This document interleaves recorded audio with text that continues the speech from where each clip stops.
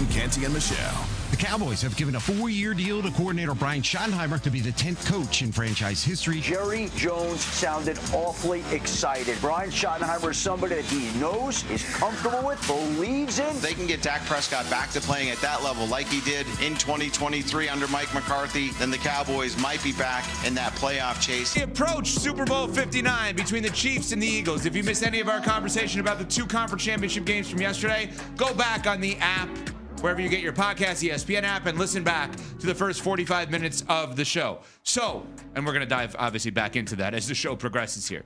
This is so odd to even ask. Did the Cowboys try to news dump us? Yes. They tried to hide their head coaching hire on Friday night at 10 p.m. Eastern of Brian Schottenheimer Smalls. The Dallas Cowboys and Jerry Jones tried to hide that? We all know it's a media trick. If you want some news to get out there, but you don't want it to get the platform that it normally gets, you do it on a Friday early evening, maybe like 4 or 5 p.m. That's what we call the Friday news dump, because most of people like us aren't going to be talking until Monday. And so when we got word on Friday that that's when the Dallas Cowboys hired Brian Schottenheimer, I thought, oh, wow, they really want to diminish this. Because Jerry, you normally would think, would wait until maybe in the middle of one of the games yesterday to announce something like this, or have it get out, or maybe even this morning, take a little shine away from the championship weekend that he wasn't a part of, where 2 teams in his division were a part of. I was very surprised that he didn't take the opportunity to have this news get out in a time that would be more advantageous to what he loves, which is the attention. Well, he doesn't want to embarrass himself any more than he did with the hire. This is an embarrassment. This in no way, shape, or form moves your program forward. This doesn't put you closer to a championship at all. And this, to me, just confirms what Troy Aikman said a few weeks back when Jerry Jones was vacillating over the Mike McCarthy of it all and saying it doesn't feel like the Dallas Cowboys have a plan. Mm-hmm. They didn't. They got caught flat-foot. And you guys thought that Jerry Jones had somebody in mind that he wanted to turn to if it wasn't Mike McCarthy. And hiring somebody that was culpable for the ineptitude that we saw this season from the get, it just shows me that Jerry Jones is one of the most impetuous owners in the NFL when it comes to his football operation. And he uses the Dallas Cowboys as his plaything in order to try to chase after credit that eluded him 30 years ago. It gives the delusion of Al Davis with the Raiders back in the day. And if the Cowboys aren't careful, they're going to find themselves in that type of futility. That's what it's going to be. Mm. Al Davis and the Las Vegas Raiders, or Oakland Raiders, once upon a time, they were a proud franchise. They won 3 championships back in the 70s and early 80s. And then all of a sudden, after losing Super Bowl 37, the franchise hadn't won a playoff game since. And it's because the owner / general manager at the time, Al Davis, kept putting his fingerprints on the team, kept meddling in ways that an owner shouldn't, wouldn't let football people take care of football business. And now the Las Vegas Raiders are irrelevant when it comes to championship football conversations. That's what the Dallas Cowboys are falling into right now. Mm. I could not believe this was real. And that's not to say that Brian Schottenheimer can't be good. I just can't believe that this is where they ended up. And the quote that Adam Schefter put out there from Jerry Jones is maybe one of the worst quotes I've ever seen for an introduction of a head coach. Quote, Brian Schottenheimer is known as a career assistant, Jones said. He ain't Brian no more. He is now known as the head coach of the Dallas Cowboys. Not good. Okay. Who is he? He's not Brian.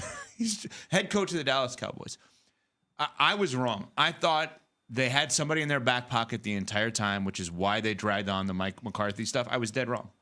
Dead wrong about that. I'll be the first to admit it. This is unbelievable. What this tells me is very clear, not breaking news. Jerry Jones is the coach of the team, wants to be considered the coach of the team, wants to be the general manager of the team. And I can't believe that this is the all-in move. Remember? All in?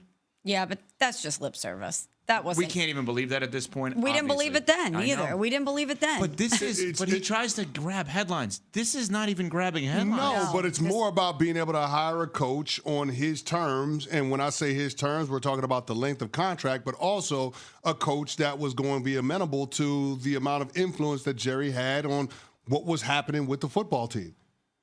How you're going to build the culture, what you're going to do from an X's and O's standpoint, what guys – and that's the part that is so maddening to me.